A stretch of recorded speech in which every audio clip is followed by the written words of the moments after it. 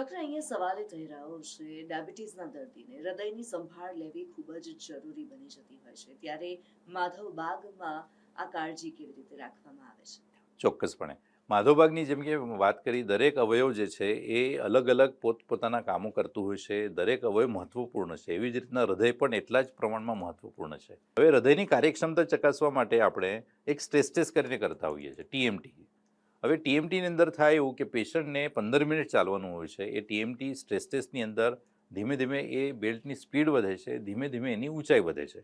એટલે સરવાળે પેશન્ટ ઉપર આર્ટિફિશિયલી લોડ આપવાનો આપણે પ્રયત્ન કરીએ, જેને સ્ટ્રેસ કહીએ આપણે, એટલે જ એનું નામ સ્ટ્રેસ ટેસ્ટ છે.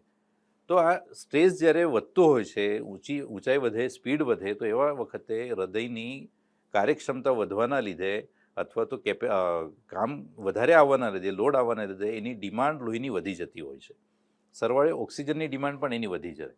હવે સમજો આ લોહીની નળીઓનું સ્વાસ્થ્ય ખરાબ થતું હોય, તો આ ડિમાન્ડ અને સપ્લાય ક્યાંક ને ક્યાંક મિસમેચ થાય, જેના લીધે આપણે ગ્રાફમાં ચેન્જીસ આવે છે, અથવા તો હૃદયના અલગ અલગ હાર્ટ રેટ છે અથવા તો બ્લડ પ્રેશર છે, આ બધાનો રિસ્પોન્સ ક્યાંક ને ક્યાંક બેવડાતો હોય છે.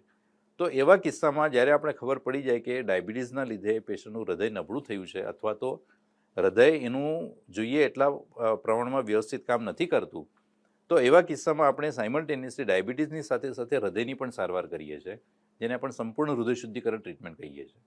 તો સરવાળે ડાયાબિટીસના પેશન્ટ જે છે એમનું સંપૂર્ણ હૃદય શુદ્ધિકરણ અને સંપૂર્ણ બોડી ડિટોક્સિફિકેશન, જેના દ્વારા આપણે ડાયાબિટીસ તો કંટ્રોલમાં થાય જ છે, સાથે સાથે હૃદયને પણ આપણે બચાવી શકીએ છીએ. જે ટેસ્ટ ઉપર પેશન્ટ સમજો 5 કે 7 જ મિનિટ ચાલતું હોય, ટેસ્ટ પૂરો ના કરી શકતું હોય, તો એવા પેશન્ટનો 15-15 મિનિટ સુધી ચલાવ્યા પછી પણ સક્સેસફુલી એ ટેસ્ટ પૂરો થતો હોય છે.